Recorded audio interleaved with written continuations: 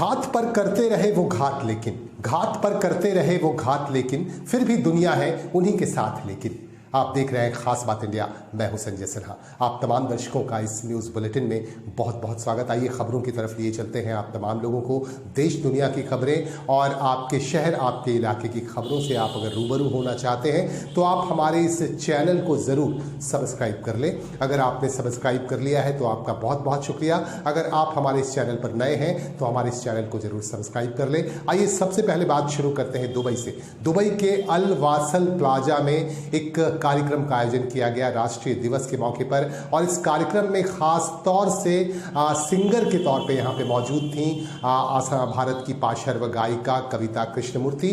कविता कृष्णमूर्ति ने यहाँ अपनी गायकी से जलवा बिखेर दिया, समा बांध दिया। इस मौके पर भारत के केंद्रीय मंत्री पीयूष गोयल भी इस कार्यक्रम में मौजूद थे। कुछ खास झलकियां दिखा रहे हैं आपको।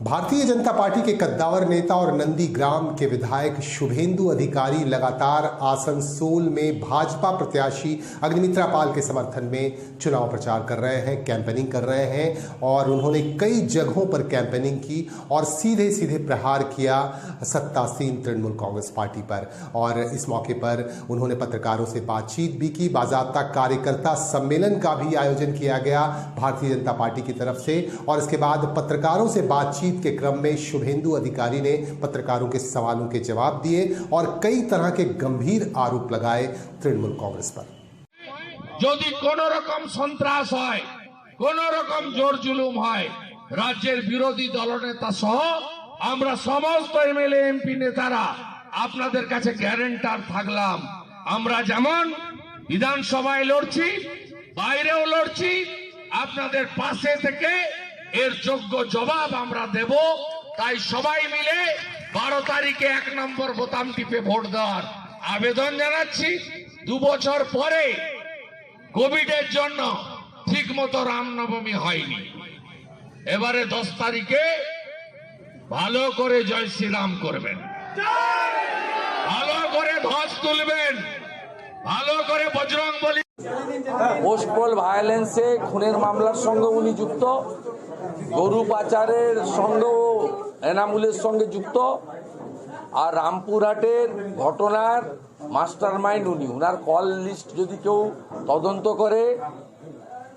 এজেন্সি বা যারা তদন্তের দায়িত্ব পেয়েছেন কোর্ট মনিটরিং, তাহলে দেখবেন গোটা বীরভূমকে যৌতুকগৃহ পরিণত করে তোলাবাজির হিমালয় পর্বতের সমান উঁচু তৈরি করেছেন যদি কেউ হন, সেটা হচ্ছেন এই অশিক্ষিত মমতা বন্দ্যোপাধ্যায়ের গ্যাস দিয়ে ফোলানো গ্যাস বেলুন। সিবিআই তো আজকে যে মামলা করেছিল আজকে সেখানেও খারিজ হয়ে গেছে। সে তো কোর্টে আমরা শুনেছি, কোর্টের মতো চলেছে, কোর্ট নিশ্চিতভাবে বিচার করেছে।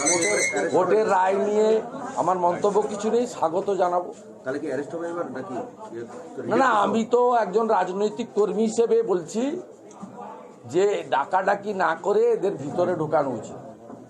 দোসরা মের পরে, তার আগেরও অনেক অপকীর্তি আছে, দোসরা মের পরে গোটা বীরভূম জুড়ে যে অত্যাচার হয়েছে, সেই অত্যাচারের মূল নায়ক বলুন খলনায়ক বলুন উনি। ভাদু শেখ, আনারুল হোসেনদের তৈরি করার নায়ক উনি। জাগরণ বলে একটি দক্ষিণ ভারত থেকে প্রকাশিত হিন্দি দৈনিক, তার নিউজটা পড়বেন যে বালি খাদান থেকে মোট প্রতিদিন ৭৪ লক্ষ টাকা উঠত। 10 লক্ষ টাকা পুলিশ নিত, 10 লক্ষ টাকা ভূমি রাজস্ব দপ্তরের আধিকারিক কর্মচারীরা নিত, আর 30 লক্ষ টাকা এই গুন্ডা চোরটার কাছে যেত। প্রত্যেক দিন 30 লক্ষ, মাসে 9 কোটি। এই লোকগুলো, এই ভাদু, আনারুল, এই রানা, এই টুলু মণ্ডল, এই পুরো মডেল বীরভূমে উনি করেছেন। উনাকে বিভিন্ন ভোটে উনি যে মানে ঝাড়ের যে বাঁশ, একটা ঝাড়ে আলাদা আলাদা বাঁশ হয় না, মমতা ব্যানার্জির একরকম ঝাড়, তার সব বাঁশই একই রকম। অতএব তিনি এর আগে আসানসোলে এসে বিজেপিকে হারাতে চেয়েছেন, কেউ শোনেনি। বিষ্ণুপুরে গিয়ে স্পেশাল দায়িত্ব নিয়ে সৌমিত্র খানকে হারাতে চেয়েছেন, কেউ শোনেনি।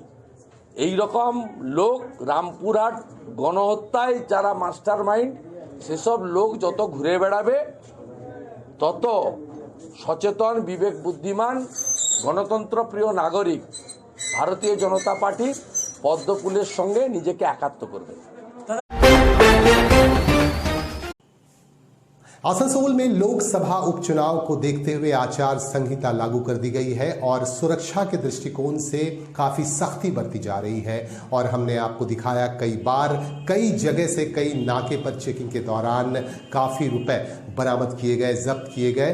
और आज सुबह हमारे पास एक खबर आ रही है, सालानपुर पुलिस ने नाका चेकिंग के दौरान एक बाइक सवार को रोका शक के बिना पर, और इसके बाद जब उसकी चेकिंग की गई, उसकी जांच की गई, तो उसके बैग से एक पाइप गन निकला और साथ ही 2 जिंदा कारतूस भी उसके पास से बरामद किए गए। और जयंत सरकार नामक इस शख्स को गिरफ्तार कर लिया गया। सालानपुर के रूपनारायणपुर फाड़ी पुलिस की ये बड़ी कामयाबी है। रूपनारायणपुर फाड़ी पुलिस की तरफ से जयंत को गिरफ्तार किया गया है और आगे की कार्रवाई की जा रही है। आज आसनसोल अदालत में उसे पेश भी किया गया।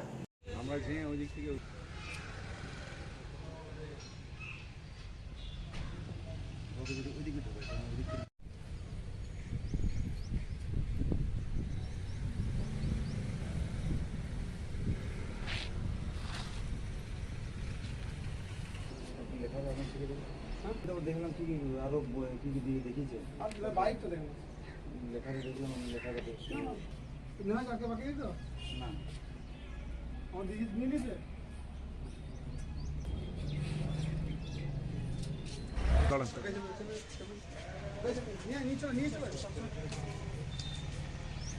মাঝখানে বসানো না পিছনে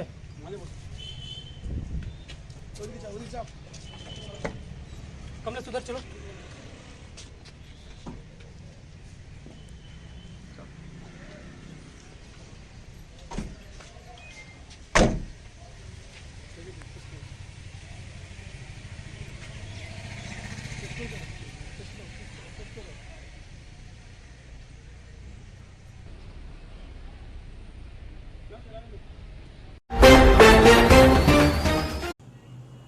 झारखंड के निरसा विधानसभा क्षेत्र के तहत पड़ने वाले पांड्रा में 100 बेड का एक अस्पताल बना तो है, लेकिन ये अस्पताल पिछले काफी दिनों से बंद पड़ा है। अभी तक इसकी ओपनिंग नहीं हुई, इसका उद्घाटन नहीं हुआ, जिसकी वजह से लोगों को ये अस्पताल अपनी सेवाएं देने में बिल्कुल असमर्थ है। इसे देखते हुए यहाँ की विधायक अपर्णा सेनगुप्ता, जो भाजपा की विधायक हैं, उन्होंने राज्य सरकार से इसे खुलवाने की मांग की और आखिरकार राज्य सरकार की तरफ से आज एक मेडिकल टीम को निरीक्षण के लिए यहां भेजा गया। पांड्रा में 100 बेड वाले इस अस्पताल का निरीक्षण किया गया और कहा गया कि बहुत जल्दी ये अस्पताल आम लोगों के लिए चालू कर दिया जाएगा। और इस मौके पर हमारे संवाददाता मलय गोप ने बातचीत की अपर्णा सेनगुप्ता से और मेडिकल टीम की जो अगुवाई कर रहे थे उनसे भी बातचीत की, उनसे भी जानकारी ली।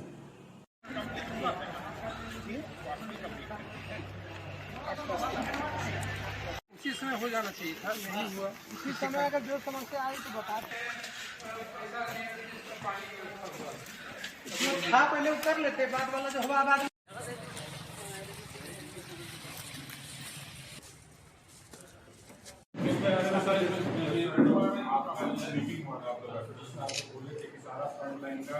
एक लिस्ट बना के देखा जाए और जितना रिक्वायरमेंट मतलब रिक्वायरमेंट है उस हिसाब से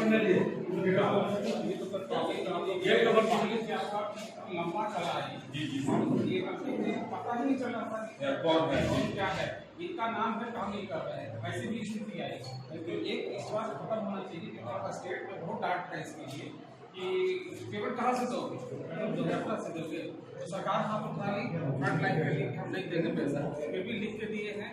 जब फ्रंट लाइन ये हुआ था सहमति, उसमें एक लाइन लिखा हुआ है कि अगर स्टेट नहीं देगी तो डीएमएमपी से डीसी महोदय देंगे।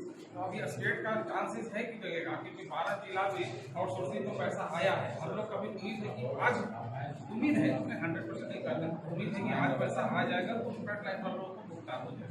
अब आगे का रणनीति क्या होगा वो इसके लोग कहीं पर भी बात आप ही लोग के लिए कुछ फ्रंट लाइन लोग वर्कर जो वायरियर है बढ़िया कैंपलर के काफी बीजे लोग वही जा रहे हैं। अभी सम्मान करता है फ्रंट लाइन, आप लोग के लिए भी अलग से हम लोग करेंगे सम्मान के लिए, क्योंकि आप लोग परिवार छोड़ के जब कोविड में अपना रिश्तेदार डेड बॉडी नहीं ले रहा था, आप लोग काम किए हैं, आपके काम को कोई भूल नहीं सकता है। अब देखिए जैसी नीति होती है वैसे ही करना पड़ता है, हम लोग भी बातें होते, लेकिन पहले इसको खत्म होने दीजिए, पेमेंट वगैरह ले लीजिए, उसके बाद फिर से नए सिरे से हम लोग इसे नहीं पा रहे। पेमेंट का बहुत बड़ा समस्या, ऊपर से नियोजन नहीं मिलने से 2 साल है, कहीं पर हम लोग कहाँ से काम करें, जो सीखे हैं जो वादा तो नहीं है, लेकिन हम लोग उसको लगे।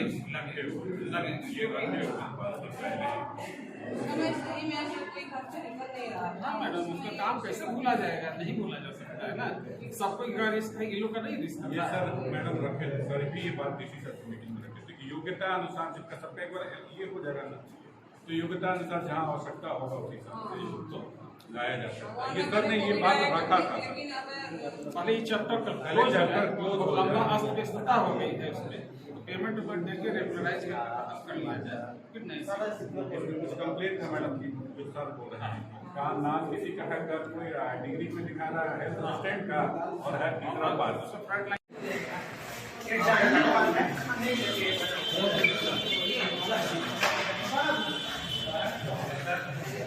जो है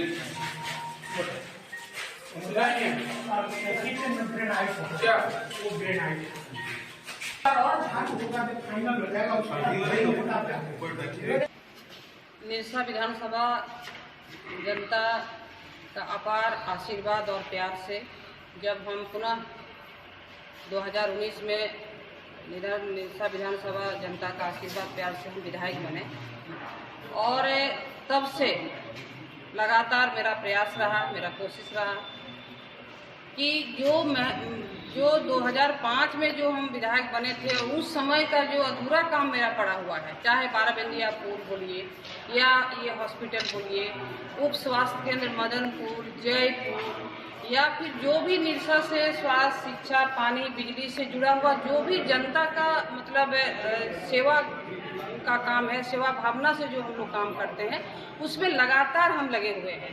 चाहे आप लोग देखें बाराबंदिया में इतना बड़ा जो घटना घटा, और बाराबंदिया नदी से लेके विधानसभा में बाहर गेट्स में धरना से लेके विधानसभा अंदर भी मेरा क्वेश्चन उठाना और जांच कराना, केंद्र से टीम लाना और फिर बाराबंदिया का जांच या मृतक परिवार को मुआवजा दिलाना, पुल बनवाना से लेके ये हॉस्पिटल का आज देख रहे हैं, इतना खुशी लग रहा है ये हॉस्पिटल यहाँ। तो सबसे पहले बताना चाहेंगे कि ये मैडम, इतना खुशी लग रहा है ये हॉस्पिटल यहाँ। तो सबसे पहले बताना चाहेंगे कि ये मैडम का प्रोजेक्ट ड्रीम प्रोजेक्ट है जो अब धरातल पर आ रहा है, और अभी भी बहुत सारा गुणवत्ता का जांच कराना है, बहुत सारा अभी हम लोग असंतोष हो रहा है।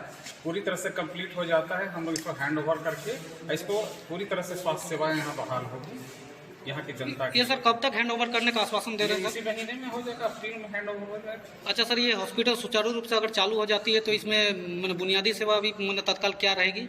जैसे अभी क्या है कि हमारे पास जो HR है, मैन पावर है, अभी वहाँ भी फंक्शनल है जो हाईवे पे है, और वही HR को यहाँ भी लगाना है, वो भी हॉस्पिटल को जिंदा रखना है, यहाँ भी जिंदा रखना है। तो उसी हिसाब से रेशनलाइज करके तमाम सेवा दी जाएगी। OPD भी बहाल होगा, इंडोर भी पेशेंट रहेंगे, लेबोरेटरी भी रहेगा, और जो भी मूलभूत सुविधा मिलनी चाहिए स्वास्थ्य की सभी मिलेगी। अभी सर तत्काल जो अभी आसनसोल लोकसभा उपचुनाव को देखते हुए BSF के जवान लगातार रूट मार्च कर रहे हैं। विभिन्न इलाकों में जाकर लोगों से पूछताछ की जा रही है, कई तरह की जानकारियां ली जा रही हैं। कुछ खास तस्वीरें आई हैं हमारे पास, हम उनको दिखाना चाहते हैं कि किस तरह से केंद्रीय सुरक्षा बल के जवान लगातार रूट मार्च कर रहे हैं।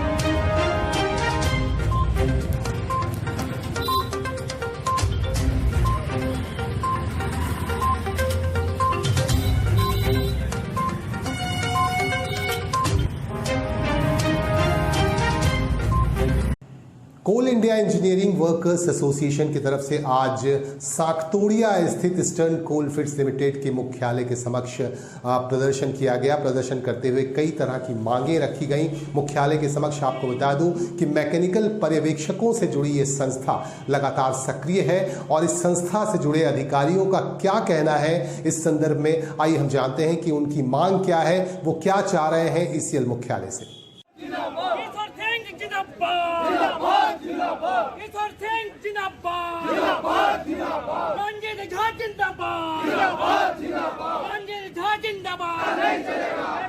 मजदूर को ऊपर मैनेजमेंट का गुंडागर्दी नहीं चलेगा, नहीं चलेगा, नहीं चलेगा। अरे गुंडागर्दी कितना दिन चलेगा? मैनेजमेंट जवाब दो, अरे जवाब को मैं देने होगा, मैनेजमेंट को ताना था ये नहीं।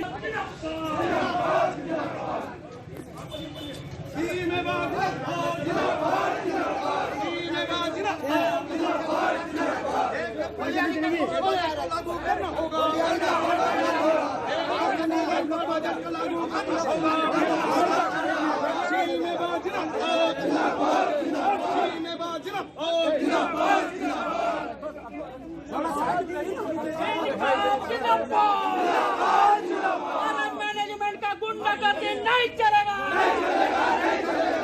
पर मजदूर को तानाशाही मैनेजमेंट बंद करो, और मैनेजमेंट का गुंडागर्दी बंद करो।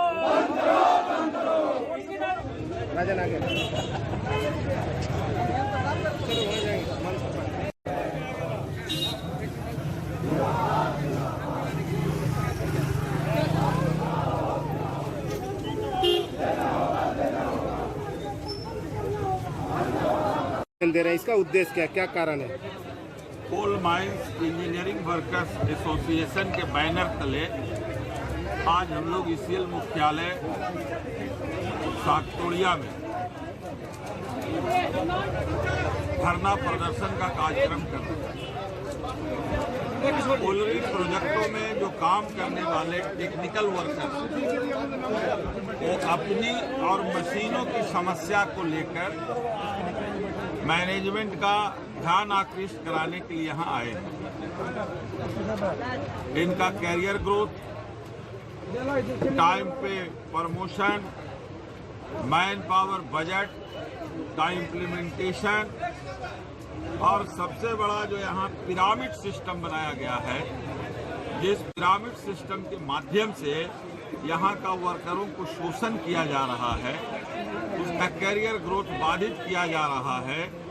एक एक कर्मचारी को 10 साल 15 साल तक जनरल मजदूर में रहने के लिए मजबूर कर रहा है। ऐसी व्यवस्था देश के किसी कोने में नहीं है। इसलिए हम लोग ये मांग करने आए हैं कि जो कंपनी ने पिरामिड सिस्टम बना के रखा है, ये सिस्टम कोल इंडिया के अन्य किसी कंपनियों में नहीं लागू है, इसलिए इसको समाप्त किया जाना चाहिए। जो मशीन है, मशीन का प्रॉपर मेंटेनेंस नहीं हो रहा है, उसको मेंटेनेंस के लिए जितना मैन पावर की आवश्यकता है वो मैन पावर नहीं दिया जा रहा है, जिसके चलते मशीन से जो प्रोडक्शन होना चाहिए वो नहीं हो पा रहा। टोटल डिमांड कितना है? टोटली डिमांड मशीन और मजदूरों से संबंधित करीब 8 सूत्री मांग पत्र है, जिसमें कई मांगों पर प्रबंधन से मिलाकर वार्ता हुई थी पिछले दिन। वो इम्प्लीमेंट नहीं हुआ है, कुछ मामला नॉन इम्प्लीमेंटेशन का है। मेन मशीन और उसमें काम करने वाले कर्मचारियों के समस्या से संबंधित ये कार्यक्रम है, उनकी सुरक्षा से संबंधित ये कार्यक्रम है, उनके कैरियर ग्रोथ और बेहतर रख रखाव से संबंधित एक। अगर मैनेजमेंट अगर ध्यान नहीं देती है तो आपका नेक्स्ट स्टेप क्या रहेगा? मैनेजमेंट अगर ध्यान नहीं देगी तो वर्कर का ध्यान अपने काम से हटकर आंदोलन की ओर जाएगा, और जिस इंडस्ट्री का टेक्नीशियन अगर आंदोलन में रहेगा तो उस इंडस्ट्री का मशीन का क्या हाल होगा। आपका नाम? मेरा नाम सुरेंद्र सिंह है और मैं इसके ऑल इंडिया का जनरल सेक्रेटरी हूँ। इंसान को आखिरकार भगवान की शरण में जाना ही पड़ता है। आसनसोल में लोकसभा उपचुनाव होना है 12 अप्रैल को, और भाजपा प्रत्याशी अग्निमित्रा पाल को भी आखिरकार मां की शरण में जाना पड़ा। मां कल्याणेश्वरी मंदिर में उन्होंने पूजा अर्चना की आज सुबह, और पूजा अर्चना करने के बाद आसपास के इलाकों में उन्होंने कैंपेनिंग की और लोगों से बातचीत की और रोड शोज किए। आपको बता दूं कि 12 अप्रैल को होने वाले चुनाव के लिए भारतीय जनता पार्टी की प्रत्याशी हैं अग्निमित्रा पाल।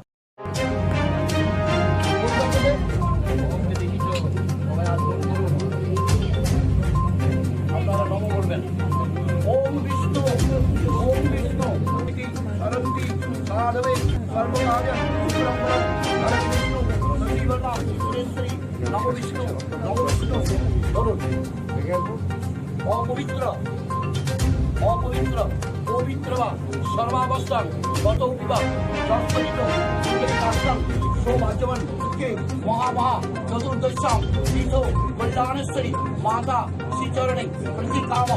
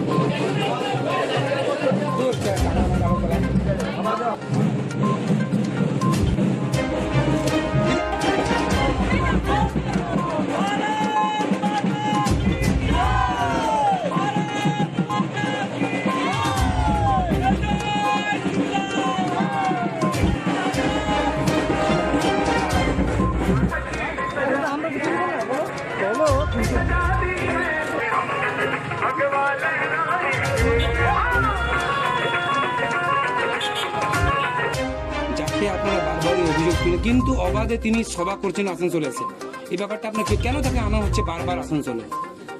তাকে তিনি ওই ভাদু শেখের লোককে দিয়ে আসানসোলে পুরসভা করিয়েছেন, এটা আমার কাছে খবর আছে। ভাদু শেখকে মারা হলো, কে মারলো, কোন ভাই দিদির কোলের ভাই মারলো, কারা করলো জানি না, সেটা সিবিআই তদন্ত হচ্ছে, সামনে আসবে। আজকে যেভাবে পুরভোট হয়েছে যে সন্ত্রাস পুরস্কার স্বরূপ মাননীয় মুখ্যমন্ত্রী তার এই কেষ্ট ভাইকে আবার দায়িত্ব দিয়েছে এই উপনির্বাচনের দায়িত্ব। এই মানুষটি যেখানেই যায় সেখানে সন্ত্রাস ছড়ায়, মানুষকে খুন করা হয়। তাই আমরা চেয়েছি তাকে মানুষ আছে। তিনি আমাকে বলেছেন যে অগ্নিমিত্রা কি ভাবছে যে এটা কি আসানসোল কি তার জমিদারি? না দাদা, আমি জমিদারি কেন ভাববো? আমি একজন সাধারণ মধ্যবিত্ত বাড়ির মেয়ে, জমিদারি ভাবার কোনো কারণ নেই। যদিও বা আমার পূর্বপুরুষরা জমিদার ছিল দুর্গাপুরে, কিন্তু আপনার মতো মানুষ যারা সন্ত্রাস করায়, মানুষকে মারে, যেখানেই যান আপনি লাশ বিছিয়ে দেন, এটা তো আপনার দলের মানুষরাও একটা সহমত হবে আমার সাথে, আপনার দলের নেতৃত্ব সহমত হবে।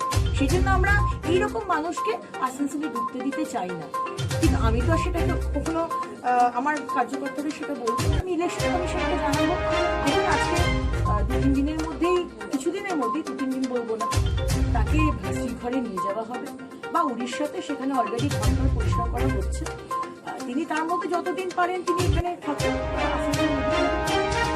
কিন্তু খুব শীঘ্রই তাকে উড়িষ্যা বা শ্রীঘরে নিয়ে যাবেন।